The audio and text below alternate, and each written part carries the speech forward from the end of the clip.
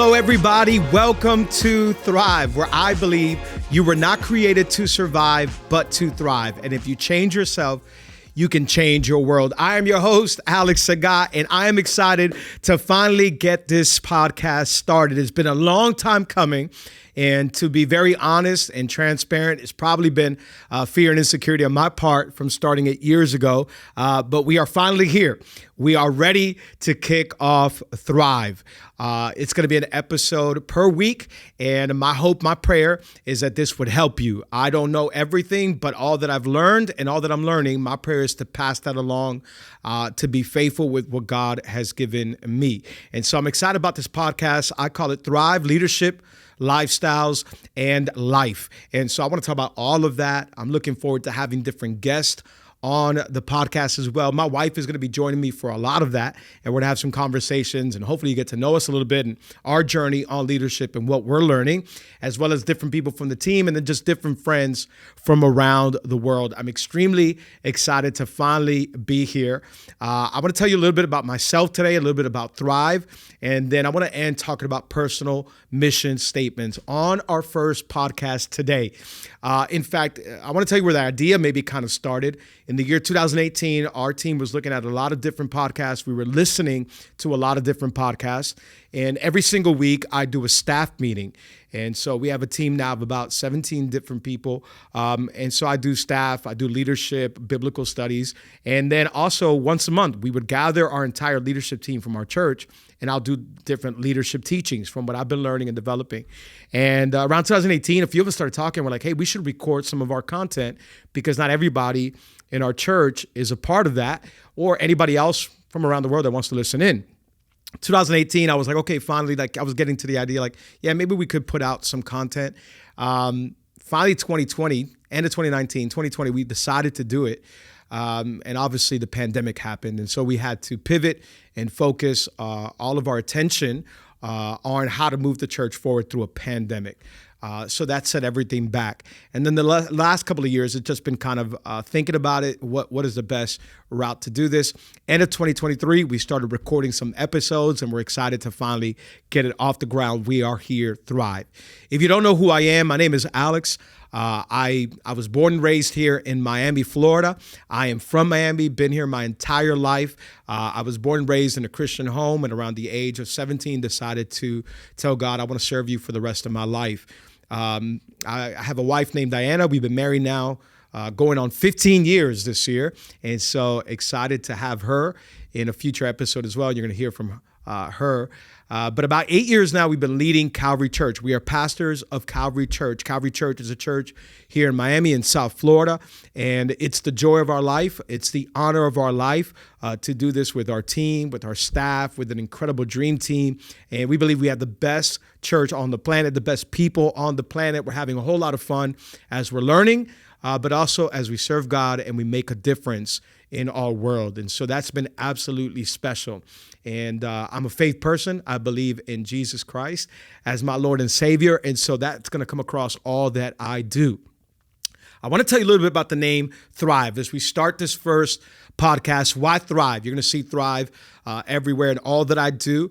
I believe this, maybe about 15, 20 years ago, this word dropped in my heart, in my spirit, Thrive. It just started like popping up in my head, Thrive. And I developed, maybe I heard it from somewhere, but I developed this kind of like mantra, motto that you were not created to survive, but to thrive. It was first and foremost for myself personally, Alex, you were not created to survive, but to thrive. That helped shape my mentality as a young guy growing up in South Florida. Don't be a victim. Don't have this kind of average mentality or a down kind of mentality. Like, yeah, I'm just surviving. I'm just getting by. I didn't want that to be part of my attitude, my spirit, my vocabulary. And I fell in love with this word named Thrive. And I started writing it down in different notebooks. I wrote it down in different journals.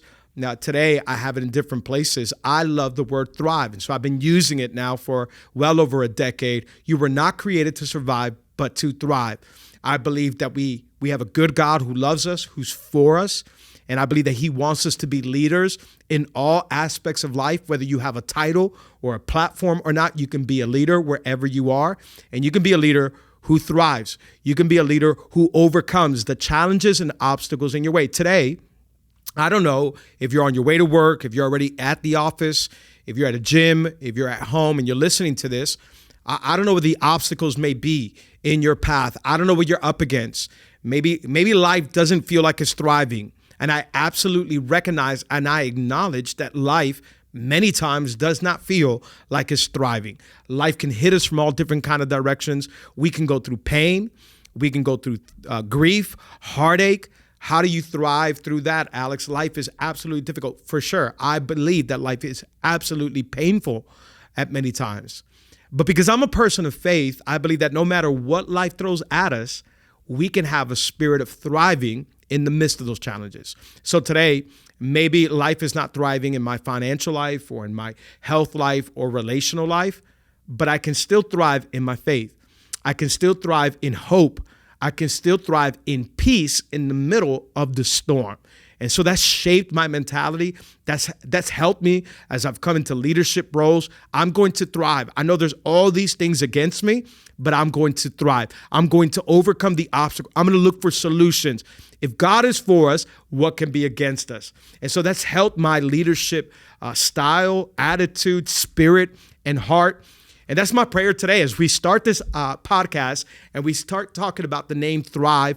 I want it to get in your heart and your spirit, and hopefully it will help you out wherever you are, that you can thrive as well. Maybe you're not in the best financial place. You can start thriving in faith that God's going to open up windows of opportunity, that God's going to open up places where you can begin to make streams of income. Today, you can start thriving. Maybe relationally, maybe your first marriage ended in divorce and now you're saying there's no hope for me. Or maybe you just ended a relationship and you were engaged and you were hoping to get married. Wherever you are relationally and you're feeling like life is not working out for me, you can have a spirit of peace that God's got you, that God is for you, and you begin to thrive and not have a victim type mentality. Maybe in your health. We've all had health challenges or family members with health challenges. And though our physical body may be failing, I can thrive in my faith.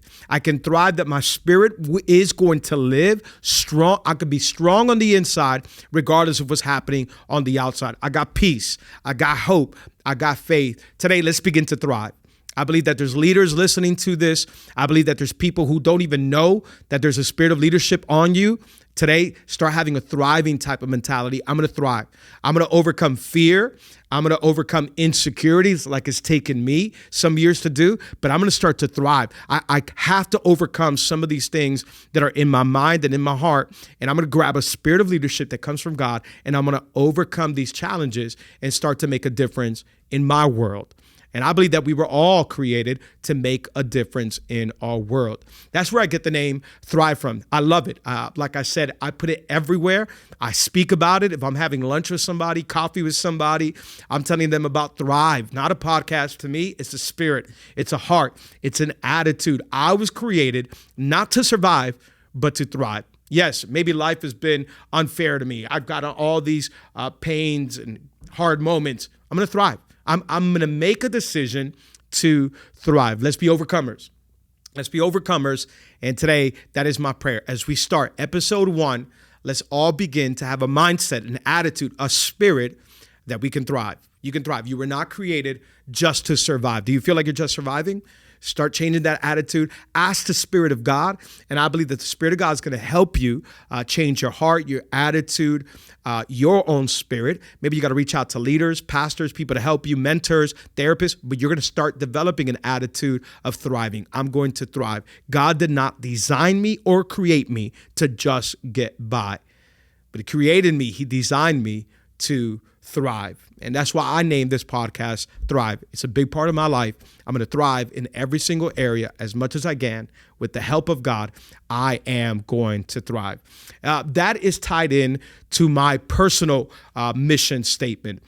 Maybe about 10 years ago or so, I started listening to Pastor Craig Groeschel. He's a personal mentor of mine. He has no idea, but I love Pastor Craig Groeschel. He pastors one of the largest churches in the world. It is a world-changing church. It is absolutely phenomenal. And so I listen and read everything that Pastor Craig Groeschel records or puts out. He is a pastor, author, just absolutely incredible. And so he started releasing these podcasts years ago, and we would all listen in. I would listen in, and I remember listening to him talking about personal mission statements or personal purpose statements. Now, I knew already by then, I knew I had a purpose. I knew God had called me for certain things. I just hadn't verbalized it, externalized it, or written it down. Today, I want to encourage you as we start episode 1. What is your purpose? What is your personal mission statement? Different organizations, churches, restaurants, companies, they all have mission statements. But I want to talk about personal mission statement, your own life. Do you have a personal, why were you created? Why are you here? Do you know that? Can you verbalize that? Can you say that in a few words? So several years ago, I started developing mine. I grabbed the journal and I started writing down, okay, what is my purpose? Why was I created? Why did God put me on this earth for? I know I'm walking in that, but I want to make sure I can verbalize it. I can talk about it in a phrase. And it's going to help me. It's going to define my path. It's going to be a vision statement that helps me walk on a track. And if I ever feel like I'm coming off the track, my personal mission statement puts me right back on track. Today, as we start this episode, as we start this podcast, you were born you were created not to survive, but to thrive. I want to encourage you to write a personal mission statement. Why are you here?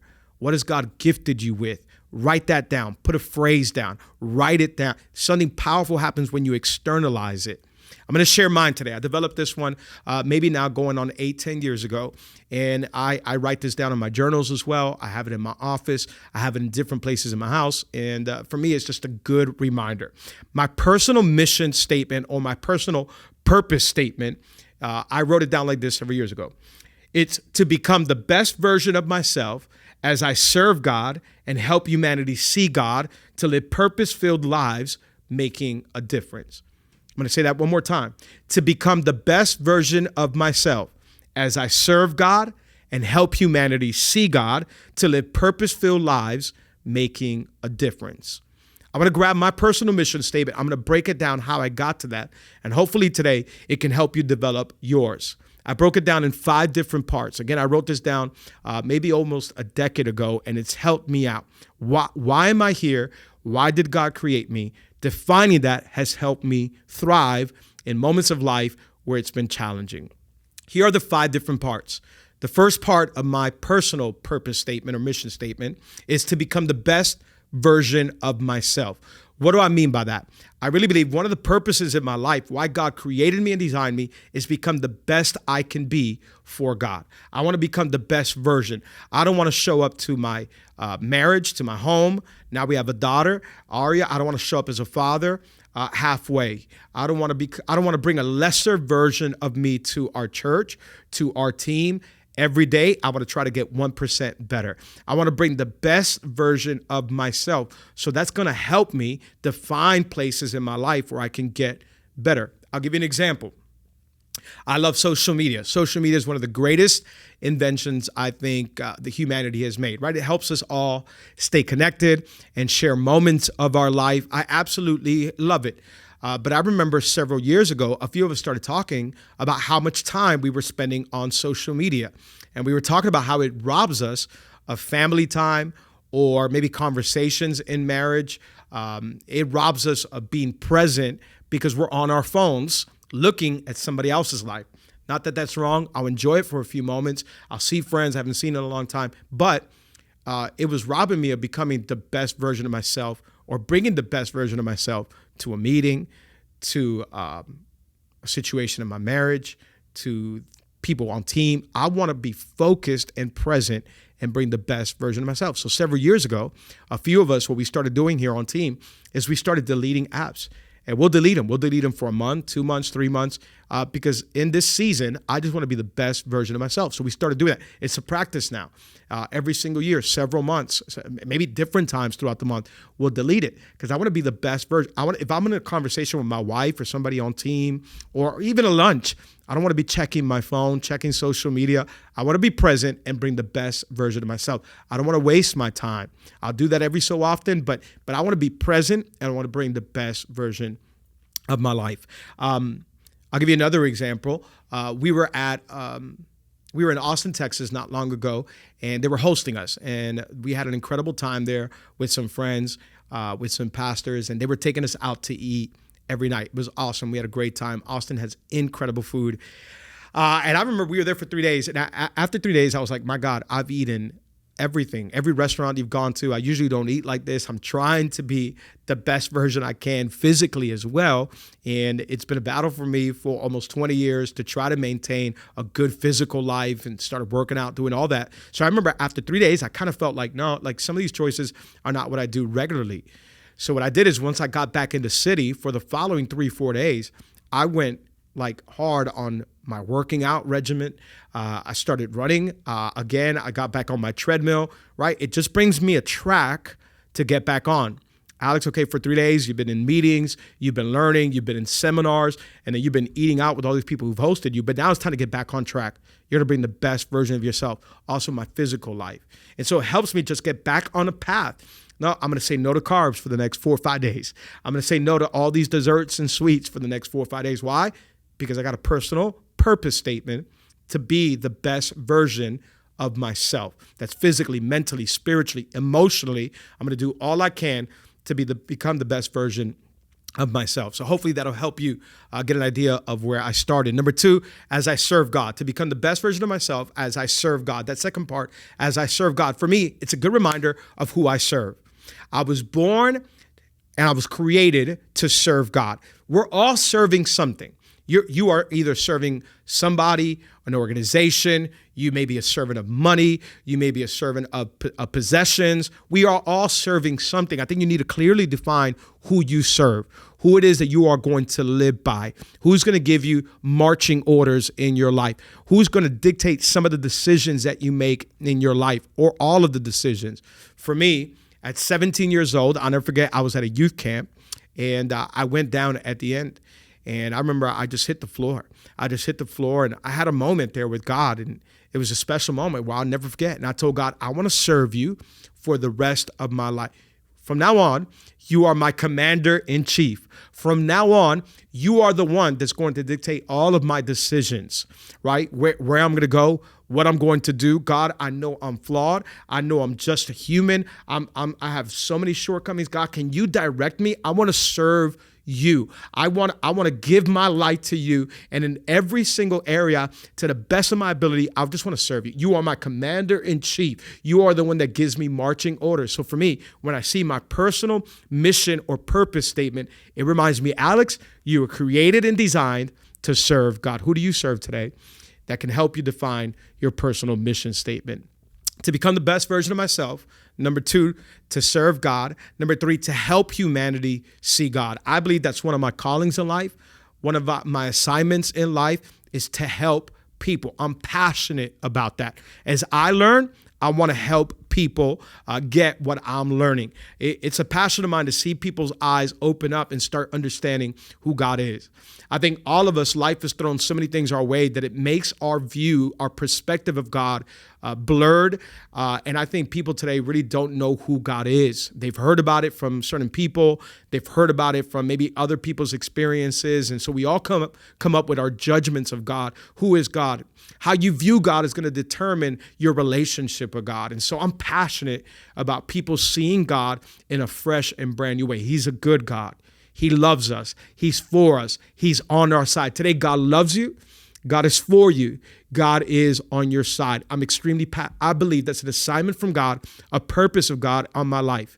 And that helped me get into what I do today, which is teaching God's word. And so as I learn, I'm teaching others. Come on, let's see who God is. He's an awesome God. He's a good God. I know life is tough. Life is challenging. But I believe that as we study God's word, we're going to see God in a fresh and brand new way. So I'm passionate about that. That keeps me on track on what I was called to do.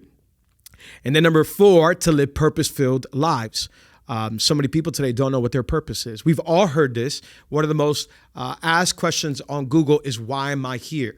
And that really fires me up. It passions me to help people discover their purpose. I love when I see friends, brothers, people close to me start discovering a passion of theirs and start walking it out. Whether that's opening up a business, whether that's starting up a company, an invention that they had, whether that's partnering up with somebody and making a difference in the community, whatever it may be, I love to see people thrive in their calling and in their lane. I'm absolutely passionate about that. And so I love sitting down with people and just start asking questions. Where do you come from? What are you passionate about? What's on your heart? What would you like to do? What do you dream about? And however I can, I want to serve that and help people see God and live purpose-filled lives.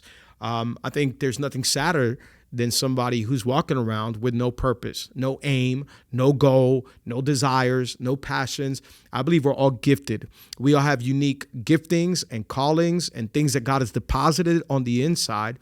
And so discovering that, I want to help people walk that out, discover that, and start walking in that. And when you do, number 5, making a difference. You'll begin to make a difference.